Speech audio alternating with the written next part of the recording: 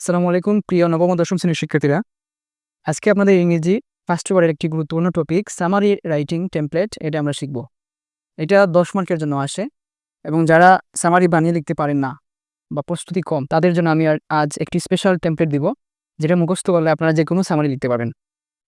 So এখন হচ্ছে এরকম তো ভিডিও অনেক আছে ইউটিউবে। Why should I watch this video? আমরা কেন এই ভিডিওটি দেখবো আমি? কারণ হচ্ছে আমি এখানে একটি ইজি টেমপ্লেট দিচ্ছি আপনাদের।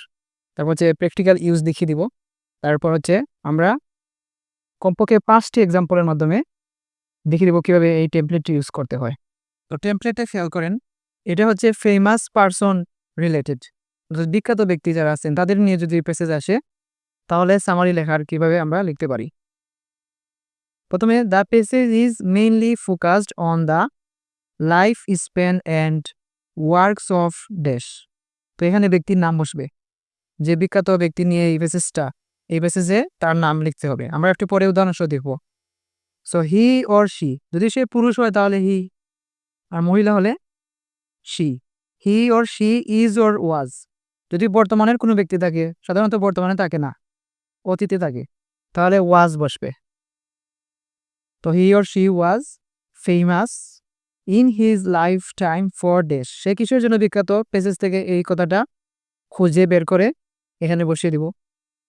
তারপর he contributed most in his respective field, right?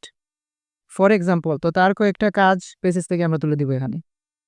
This great human inspired us through his remarkable works before breathing his last in 2000 something বা 1928, মানে মৃত্যুর সালটা এখানে লিখবো। ইন মৃত্যুর সাল, এট স্থান, অর্থাৎ সে কোথায় মৃত্যুবরণ করছে এইটা লিখবো এখানে, এট দিয়ে তার স্থান। সো চলেন আমরা প্রথম উদাহরণটি খেয়াল করি। এখানে দেখো, Albert Einstein, the greatest scientist of the 20th century and one of the supreme intellects of all times, was born in March 14, 1879. এই পার্টটা দেওয়া আছে, এটা থেকে আমরা সামারি লিখব। তো এভাবে শুরু করবেন। The passage is mainly focused on the life span and works of Albert Einstein. So এখানে লিখে দিবেন Albert Einstein. He was famous in his lifetime for, অথবা আমরা এজ ইউজ করতে পারি, লাইফটাইম ফর ড্যাশ। সো এখানে আমরা কিসের জন্য সেই বিখ্যাতটা বের করি। এখানে স্কুল লাইফের কথা বলছে। Became a Swiss citizen, he was appointed in examiner at the Swiss patent office in 1902, he served at this post for 3 years। এটার জন্য সে কিন্তু বিখ্যাত না। He received in PhD in 1905 from the university of Zurich but was unable to find an academic position at that time. তো আমরা একটু এগিয়ে যাই, দেখো এই যে লেখা আছে, however at the same year he began to publish original papers on the theoretical aspects of problems of physics. Within a few years, these papers, particularly the one on relativity, established his reputation as one of the most brilliant and original scientists in the world. এই দেখো আছে এখানে his reputation মানে কি? বিখ্যাত, তাই না? তার রেপুটেশন, খ্যাতি, এটা কিসের জন্য? এই সায়েন্টিফিক পেপারের জন্য, রিলেটিভিটি, অন রিলেটিভিটি। সো আমরা এখানে লিখবো he was famous in his lifetime for the great work on relativity, the great work on relativity.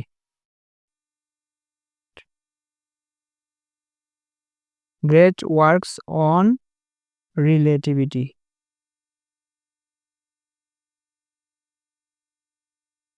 He contributed most in his respective field, বলে এখানে 2-3টা কাজ দিব তার। তো এখান থেকে 2-3টা কাজ বের করো, এই যে দিতে পারো। হি এস্টাবলিশড, এই যে এখান থেকে, he established his reputation as one of the most brilliant and original scientist in the world by publishing papers on relativity, তাই না? একটু চেঞ্জ করে লিখতে হলে পারলে মার্কস পাওয়া যাবে। এরপর আমরা কি দিতে পারি, দেখো এটা দিতে পারি, he was appointed an examiner at the Swiss patent office in 1902। and received his PhD in 1905 from the University of Zurich. তারপর আমরা দিতে পারি এখান থেকে he was appointed a professor at the University of Berlin, at the same time becoming a member of Persian Academy of Science. In 1921 he was awarded Nobel Prize for Physics. শেষ। এরপর last sentence, this great human inspired us through his remarkable works before his breathing his last in মৃত্যু সালটা দিছে এই যে দেয়া আছে last in 1955 in প্রিন্সিটন। শেষ। সো আমরা আবার আরেকটি উদাহরণ দেখি দেখো। তো এভাবে শুরু করি। The passage is mainly focused on the life span and works of Humayun Ahmed. পার্টটা হচ্ছে হুমায়ুন নিয়ে, হুমায়ুন আহমেদ রাইটার, ওনাকে নিয়ে লেখা এটা। Humayun Ahmed was born on 13th November 1948. এই এতটুকু লিখলেই এনাফ প্রথম সেন্টেন্সটা। তারপরে কি ছিল? হি or she was famous, তাহলে ইনি তো পুরুষ, তো আমরা হি বসাবো। He was famous in his lifetime for, অথবা আমরা বসাতে পারি এজ। তো আমরা এখানে কিভাবে বসাতে পারি দেখো, কিসের জন্য তিনি বিখ্যাত ছিলেন? He was a Bangladeshi author, dramatist, screenwriter, playwright and filmmaker. So এখানে দেখো উনি হচ্ছেন Bangladeshi author, dramatist, screenwriter, playwright and filmmaker. এইটা আমরা এখানে বসাইতে পারি। দেখো কীভাবে লিখতে পারি। The passage is mainly focused on the life span and works of Humayun. He was famous in his lifetime for, এখানে আমরা ফর ইউজ করবো না, এখানে ইউজ করবো as. In his life time as a author, dramatist, যে এখান থেকে সরাসরি তুলে দেবো, যে এখানে author dramatist, screenwriter and a successful filmmaker. এই যে দেওয়া আছে playwright and filmmaker. এখানে আমরা এক্সট্রা একটা ওয়ার্ড বসাইলাম যাতে মনে হবে যে আমরা সরাসরি পার্ট থেকে তুলে দিচ্ছি না, একটু ইউজ করতেছি আমাদের জ্ঞান। Successful film maker. তারপর দেখেন তার সবচেয়ে গুরুত্বপূর্ণ একটা কাজ হচ্ছে নন্দিত নরকে। সো এইটা আমরা উল্লেখ করতে পারি এখানে। Nondito Noroke is one of the most famous work of Humayun. এখানে কীভাবে বলছে? এখানে বলছে যে Humayun reached peak of his fame, তার খ্যাতির চূড়ায় পৌঁছেছিলেন with the publication of his novel সাহিত্য উপন্যাস Nondito Noroke in 1972, which remains one of the most famous works. So আমরা এটাকে একটু প্যারাফ্রেজ করে লিখেছি, Nondito Noroke is one of the most famous work of Humayun. He contributed most in his respective field. এখন তার দুইটা কাজ এখানে দেই আমরা। He wrote about 100 fiction and non-fiction books, of all of which were best sellers in Bangladesh. So আমরা এই লাইনটা এখানে লিখে দিতে পারি। তারপর এই সেন্টেন্সটা আমরা দিতে পারি, in recognition to the works of Humayun, Times of India wrote Humayun was a custodian of Bangladeshi literary culture whose contribution single-handedly shifted the capital of Bengali literature from Kolkata to Dhaka without any war or revolution. So এখানে একেবারে এখান থেকে শুরু করবেন না, এই Times of India শুরু করতে পারেন, এই যেখান থেকে টাইমস অফ ইন্ডিয়া থেকে, আর এখানে আমরা রেভলিউশনে থামিয়ে দিব। তারপর আমরা এই সেন্টেন্সটা শেষ করতে পারি দিয়ে, Ahmed's book have been the top seller at the 21শে book fair during the 1990s and 2000s। তার লাস্ট সেন্টেন্সটা, this great human inspired us through his remarkable works before breathing his last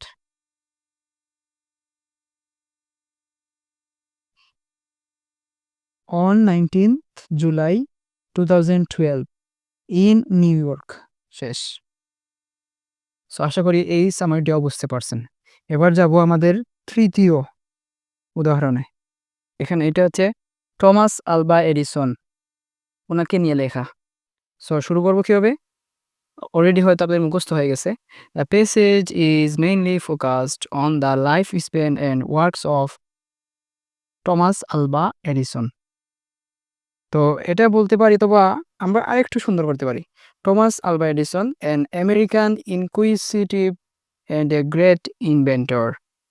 অর্থাৎ the passage is mainly focused on the life span and works of an American great scientist Thomas Alva Edison. এভাবে তোমরা paraphrase করে সুন্দর করে সাজিয়ে লিখবে। এবার আসেন দ্বিতীয় সেন্টেন্স। দ্বিতীয় সেন্টেন্সে কি বলবো? He was famous in his lifetime for, কিসের জন্য? এই দেখো এখানে আছে কিছুটা কিওয়ার্ডস। এই যে দেখো, he had about 1000 of inventions. তো আমরা এই ওয়ার্ডটা এখানে নিয়ে বসাতে পারি যে for his 1000 of inventions in his lifetime, for his 1000 of inventions, 1000 of inventions. তৃতীয় sentence, he contributed most in his respective field. বলে তার 2টা বা 3টা কাজ দিব এখানে। তো তার কাজগুলো খুব সহজে এই পার্টে দেওয়া আছে দেখো। তো তার গুরুত্বপূর্ণ কাজগুলোর মধ্যে এই যে এখানে দেওয়া আছে, his first great invention was a system of টেলিগ্রাফি। Soon afterwards, he invented the phonograph, the first form of the instrument that we know as the gramophone. So এতটুকু থেকে আমরা একটু সাজিয়ে লিখব, সরাসরি এভাবে না দিয়ে।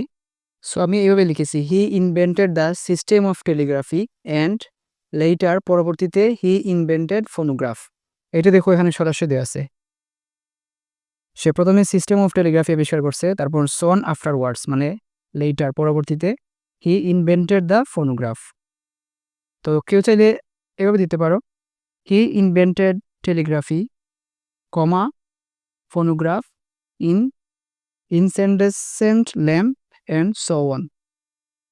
অর্থাৎ তার আবিষ্কারগুলি একসাথে লিখে দিলাম কমা কমা দিয়ে দিয়ে, ফোনোগ্রাফ, টেলিগ্রাফি, ইনসেন্ডেসেন্ট ল্যাম্প, তাই তো?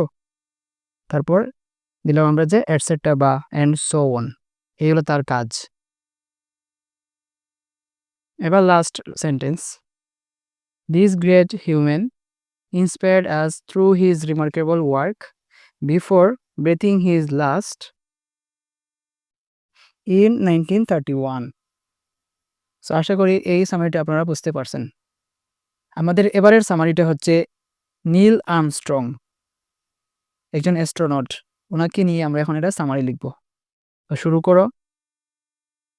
The passage is mainly focused on the life spent and works of Neil Armstrong, an successful American astronaut. শেষ। এরপরের sentence, he was famous in his lifetime for, for বসাইলে আমরা এটা ইউজ করতে পারি, for successfully landing on the surface of the moon for the first time. কোথা থেকে লিখছি এইটা দেখো, ফর বসাইলে সাধারণত উত্তরটা শেষের দিকে থাকে। এই যে they explore the surface and gathered moon rocks for over 2 hours, অর্থাৎ the next day they fired off the surface of the moon.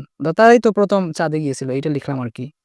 আর যদি ফর ইউজ করতে কঠিন লাগে আপনাদের, তাহলে কি লিখবেন, in his life time as, as বলে তার পরিচয় দিলে হয়, এজ, এই যে দেখো, as an aerospace engineer, he contributed most in his respective field. এখন তার যদি কাজ এখানে আছে থাকলে দিতে পারো, এই যে দিতে পারো এখানে আছে, এখান থেকে আমরা দিতে পারি, হি receive BSc degree in aeronautical engineering in 1955 and he did MSc in Aerospace Engineering from the University of Southern California in 1970. তারপর এইখানে ফুল স্টপ না দিয়ে বা এন্ড দিয়ে এই বাক্যটা যুক্ত করে দিতে পারি, and he was selected, এই সালটা না দিতে পারো, he was selected for the USA Air Force Men in Space program. তারপর এই সেন্টেন্সটা দিতে পারি, he was the commander of Apollo 11 and 4 days later they landed on the moon. So he was the commander of Apollo 11. এতটুকু, he was the commander of Apollo 11. Last sentence, this great human inspired us through his remarkable works before breathing his last এখানে তার মৃত্যুর সাল কিছু বলে নাই। So আমরা এখানে তো এটা দিতে পারবো না। সো আমরা এটা দিতে পারি। So this great human inspire us through his remarkable works. এখানে থামিয়ে দিব। রিমার্কেবল ওয়ার্কসে আমরা থামিয়ে দিব। সো এবার দেখেন লাস্ট এক্সাম্পলটা খেয়াল করেন। মোহাম্মদ আলী ওয়াজ an American Olympic and professional boxer and activist.